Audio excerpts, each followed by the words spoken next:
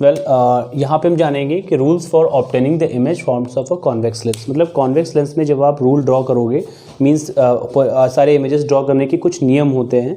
जैसे कि हमने मिरर में पढ़ा था कि अगर कोई भी प्रकाश की किरणें मुख्य अक्ष के समांतर आती हैं तो क्या होता है, उसी से परिवर्तित होकर के means after reflection it come back to the focus. तो ठीक यहाँ पर भी पहला रूल यही होता है कि ray of the light which is parallel to the principal axis, एक ऐसी प्रकाश की किरण जो मुख्य अक्ष के समांतर आ रही है, of a convex lens passes through it's focus after refraction through the lens. तो लेंस से होकर के अपवर्तन के पश्चात वो फोकस से होकर के ही पास होती है। दूसरा लॉ क्या होता है कि a ray of the light passing through the optical centre, अगर कोई भी प्रकाश की किरण आपकी ऑप्टिकल सेंटर से पास हो रही है, मतलब यहाँ से अगर पास हो रही है तो बिना अपने माध्यम से विचलित हुई है, मतलब without any disturbance it passed through straightly, सीधी सीधी वो प्रकाश की किरण निकल जाती है। एंड तीसरा लॉ ये कहता है कि ray of the light passing through the focus of a convex lens, अगर कोई भी प्रकाश की किरण कहाँ से पास हो रही है, फोकस से होकर के पास हो रही है, so parallel to the its principal axis after the refractions through the lens, तो अपवर्तन के पश्चात क्या करेगी, वो मुख्य अक्ष के समांतर हो जाएगी।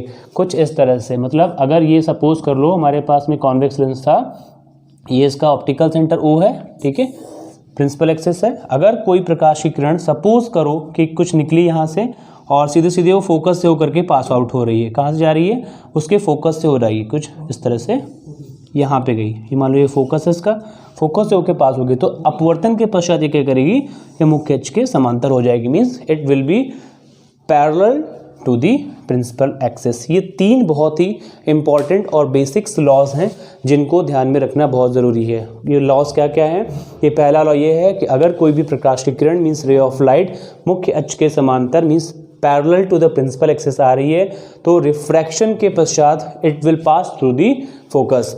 दूसरा लॉ कहता है कि a ray of light passing through the optical centre of a convex lens goes straight after refraction, तो क्या करेगी, परावर्तन के पश्चात अगर ऑप्टिकल सेंटर से पास हुई तो वो रे ऑफ लाइट सीधी एकदम निकलती हुई चली जाएगी। एंड फाइनली जो लास्ट रूल कहता है कि ray of the light passing through the focus of a convex lens, अगर कोई भी प्रकाश की किरण आपकी फोकस से होकर के जाती है तो मीन्स रिफ्रैक्शन, आफ्टर रिफ्रैक्शन अपवर्तन के पश्चात ये मुख्य अक्ष के मीन्स प्रिंसिपल एक्सिस के ठीक पैरेलल हो जाती है। This is the third and very important rule of the lenses. अब हम इसके आगे जानेंगे कि different types of the image forms by a convex lens, की कॉन्वेक्स लेंस में जैसे हमने वहाँ पे आपके कॉनकेव मिरर के लिए देखा था 6 कंडीशंस हुई थी अलग अलग, ठीक इसी तरह से हम कॉन्वेक्स लेंस में पता करेंगे कि कौन सी अलग अलग 6 स्थितियां हैं जहां पर आप ऑब्जेक्ट रखोगे तो उसके इमेज फॉर्मेशंस किस किस सिचुएशन में बनेंगे, उनका नेचर कैसा होगा, इन सब चीज़ों को हम जानेंगे। तो हमारा अगला टॉपिक क्या है कि different types of image forms by a convex lens, किसी भी कॉन्वेक्स लेंस के द्वारा अलग अलग जो बनने वाली स्थितियाँ होती हैं वो क्या होती हैं।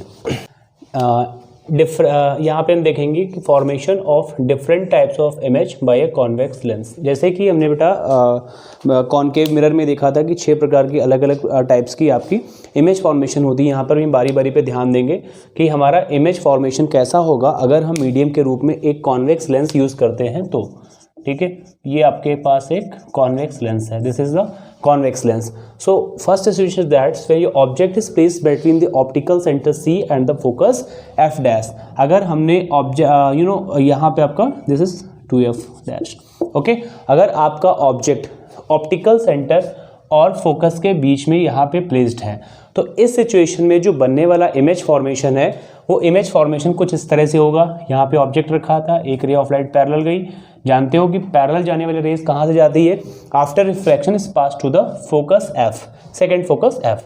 एंड एक प्रकाश किरण जो थी ray of light passing through the optical centre, ये सीधी निकल जाएगी। ये दोनों कहीं पे भी एक दूसरे को मीट नहीं करती हैं, बट इनको जब डैश डैश करके आप पीछे बढ़ाएंगे तो यहाँ पे आपको मिलती हुई नजर आएंगी। सो ये पहली सिचुएशन है कि when the optical centre C and the focus F dash के बीच में आपका ऑब्जेक्ट है तो उस सिचुएशन में जो बनने वाला ऑब्जेक्ट है का इमेज है वो कैसा होगा कि जहाँ पे आपने ऑब्जेक्ट रखा है ठीक उसी के पीछे बनेगा, पहली चीज़। दूसरी चीज़, जो इमेज फॉर्मेशन हो रहा है वो वर्चुअल होगा, मीन्स काल्पनिक होगा, और कैसा होगा, इरेक्ट होगा, मतलब सीधा होगा। और थर्डली इसको हम कह सकते हैं कि देखने में जैसा कि लग रहा है कि ये ऑब्जेक्ट के शेप से थोड़ा सा बड़ा होगा। तो when the object is placed between the focus f dash and optical center C, and that situation the image formation will be behind the object, and the image will be virtual and erect, and it will be larger than the object से बड़ा होगा। Secondary situations पे आते हैं। इस बार मैंने क्या किया, थोड़ा सा इमेज को अंदर की तरफ ले गए, means placed at the focus, just F dash पे हमने आपके इमेज को प्लेस कराया। तो ऐसी सिचुएशन में क्या होगा कि जब भी आपका ऑब्जेक्ट फोकस पे प्लेस्ड है, in that situation image will be forms where at infinity, कहीं पर भी नहीं बनेगा। जैसे ठीक उसी तरह से जैसे मिरर में था कि जब भी फोकस पे होता था तो इन्फिनिटी पे या बहुत डॉटेड शेप का बनता था। So when your object is placed at the focus, then that situation your image will be at infinity, अनंत पे कहीं पे जाएगा, मिलेगा। इस तरह से बढ़ाएंगे तो कहीं पे मीट नहीं कर रहा है। दूसरी चीज, ये इन्फिनिटी पे जहां पर भी बनेगा रियल बनेगा, नो डाउट रियल बनेगा, लेकिन इमेज इन्वर्टेड बनेगा, सीधा नहीं बनेगा, it will B inverted, means उल्टा बनेगा, ठीक है। और कैसा होगा, हाईली इनलार्ज्ड, ऑब्जेक्ट से काफी ज्यादा बड़ा बनेगा। तीसरी सिचुएशन क्या है कि जब भी ऑब्जेक्ट को आपने इस बार कहां पे प्लेस कर दिया, between the focus F and 2f, okay, इसके बीच में जब f और 2f के बीच में हमने ऑब्जेक्ट को प्लेस किया, तो इस सिचुएशन में जो ऑब्जेक्ट बनेगा वो क्या बनेगा, at a distance of beyond the 2f। ये जो 2f है इस साइड का सेकेंडरी फोकस का, मीन्स यू कह लो कि r है, इसके ठीक पीछे बनेगा।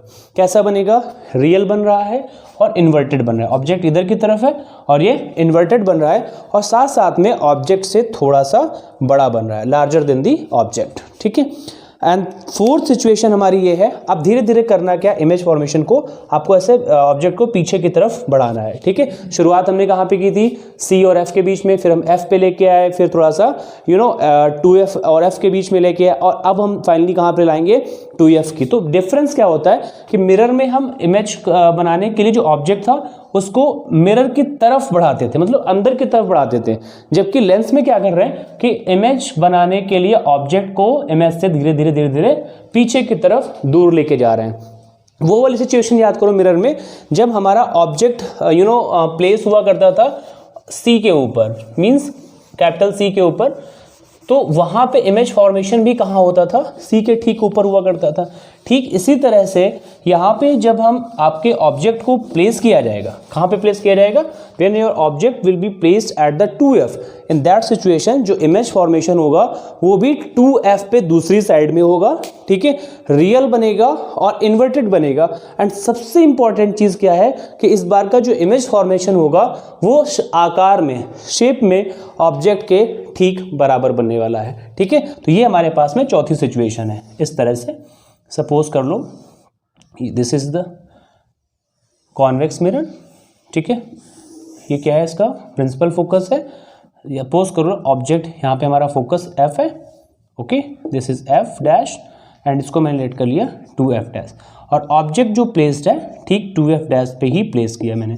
तो यहाँ से सेम रूल लगेगा, ऐसे एक रे ऑफ लाइट गई, ये आफ्टर रिफ्लेक्शन फोकस F से ओके क्रॉस आउट करेगी, दूसरी रे ऑफ लाइट है जो कि ऑप्टिकल सेंटर से जाएगी इस तरह से, ठीक है, और ये रे ऑफ लाइट आपकी कुछ ऐसी यहाँ पे मिलती हुई नजर आएगी, ठीक है। ये फोकस है, ये जिस पॉइंट पे मिलेंगे दिस वन, यहाँ पे इमेज फॉर्मेशन हो जाएगा, और ये सपोज ये टॉपिक होगा 2F, क्या होगा 2F, and A dash B dash, ये आपका इमेज फॉर्मेशन बन जाएगा, ठीक है। तो इस सिचुएशन में याद रखो, रिमेंबर दैट कि इमेज फॉर्मेशन होगा कैसे, जितना बड़ा ऑब्जेक्ट होगा ठीक ऑब्जेक्ट के बराबर ही 2F डैश पे अगर ऑब्जेक्ट है तो पीछे की तरफ रियल बनेगा, इन्वर्टेड बनेगा, ऑब्जेक्ट के शेप के बराबर, और उल्टा इमेज फॉर्मेशन आपका दूसरी साइड में हो जाता है। फिफ्थ पोजीशन क्या होती है कि when the object is beyond the 2F। देखा कि आपने धीरे धीरे हम क्या करते हैं कि लेंथ से दूर पीछे की तरफ ऑब्जेक्ट को ले जाएंगे, वैसे वैसे आपका जो इमेज की लेंथ होगी वो छोटी बनती चली जाएगी। इस बार पांचवी स्थिति में आपको इमेज कहाँ पे रखना है, ऑब्जेक्ट को 2F के पीछे रखना है। तो 2F के जब पीछे रखेंगे तो इमेज जो बनेगा वो F और 2F के बीच में बनेगा। उसकी रेंज क्या होगी, F और 2F के बीच में बनता है, रियल और इन्वर्टेड बनता है और स्मॉलर देन दी ऑब्जेक्ट बनता है, वस्तु के आकार से छोटी बनती है। स्टूडेंट ये जो सेकंड सिक्स्थ कंडीशन लिखी है कि when the object is at infinity, जब भी ऑब्जेक्ट आपका इन्फिनिटी पे है तो इस सिचुएशन में कंडीशन नंबर 2 का ठीक उल्टा होता है। मतलब यहाँ पे जो ऑब्जेक्ट बनेगा वो फोकस पे बनेगा। कहाँ पे बनेगा? फोकस, दैट इज 2f पे बनेगा, ठीक है।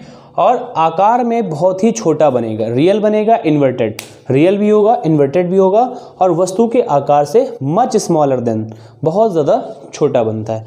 तो आपने देखा इस तरह से 6 स्थितियां थी हमारे पास कॉन्वेक्स लेंस के द्वारा इमेज फॉर्मेशन के लिए, ठीक है। तो बच्चों लेंसेस के लिए हम सबसे इंपॉर्टेंट फार्मूला की बात कर लेते हैं। ये भी इसका डेरिवेशन इस साल से नहीं आ रहा है, लेकिन लेंस के बारे में न्यूमेरिकल्स के लिए बहुत ही इंपॉर्टेंट फार्मूला है जिसको हम बोलते हैं लेंस फार्मूला। ये ठीक कुछ वैसे ही लगने वाला है जैसे कि हमने मिरर का फार्मूला पढ़ा था। मिरर के फार्मूले में क्या हुआ करता था कि 1/f means focus length is equal to 1/u plus 1/v। लेकिन यहाँ पे जो लेंस फार्मूला होता है उसमें आप क्या पढ़ते हैं 1/v/1/u, ठीक है। ये जो फार्मूला होता है 1/f is equal to 1/v minus 1/u, इसी फार्मूले को बोलते हैं लेंस फार्मूला। और इस फार्मूले की मदद से आप अगर कोई भी दो क्वांटिटीज़ दी गई हैं, दो क्वालिटीज़ v f u में से कोई दो पता है तो तीसरी को इजीली हम यहाँ से निकाल सकते हैं। जहाँ पे v क्या है, बोलो length from optical centre to image से लेकर के ऑप्टिकल सेंटर तक की डिस्टेंस ऐसे होती है। u ऐसे ही क्या होता है, ये लेंथ होती है कहाँ से, from optical centre to object से लेकर के होती है। जबकि स्मॉल f जो होता है वो आपका फोकस लेंथ होता है। क्या होता है वो?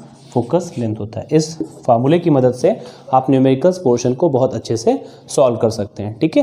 तो ये आपका लेंस फार्मूला होता है, ठीक है। लास्ट टॉपिक है, उसके बाद में इसका मैग्नीफिकेशन देख लेते हैं। जैसा कि मैग्नीफिकेशन मतलब आवर्धन क्षमता होता है। मैग्नीफिकेशन जैसे हम मिरर में पढ़े थे, ठीक वही सेम फार्मूला यहाँ पर भी होता है। मैग्नीफिकेशन मतलब आवर्धन क्षमता, इसको m से मतलब जूम करने की प्रोबेबिलिटी है, जो उसकी प्रोबेबिलिटी उसकी जो मैक्सिमम प्रोबेबिलिटी होती है, कितना ज़्यादा उससे हम मैग्नीफाइड करके ऑब्जेक्ट को देख सकते हैं। तो ये डिपेंड करता है small m is equal to, इसको हम लिखा करते हैं हाइट ऑफ इमेज और अपॉन में हाइट ऑफ ऑब्जेक्ट, ठीक है। इसी को हम मैग्नीफिकेशन बोलेंगे। इन शॉर्ट हम कह सकते हैं कि magnification means the size of the image forms and upon में the image height of the object, the ratio of both that is known as the magnification of the convex lens. तो इस तरह से आपका कंप्लीट टॉपिक यहाँ पे होता है 10th CBSE बोर्ड्स के लिए about the refractions and the lenses, types of the lenses, all the conditions, necessary conditions which is required to form the image formations and the image conditions। जब भी हमने object को कहाँ रखना है तो इमेज कैसा बनेगा, all the complete topic has been completed today. And अगर आपका कोई भी टॉपिक छूटा है तो प्रीवियस क्लास से लेकर के आज तक की क्लास में पूरा चैप्टर आपका कंप्लीट किया गया है, ठीक है। Thank you so much.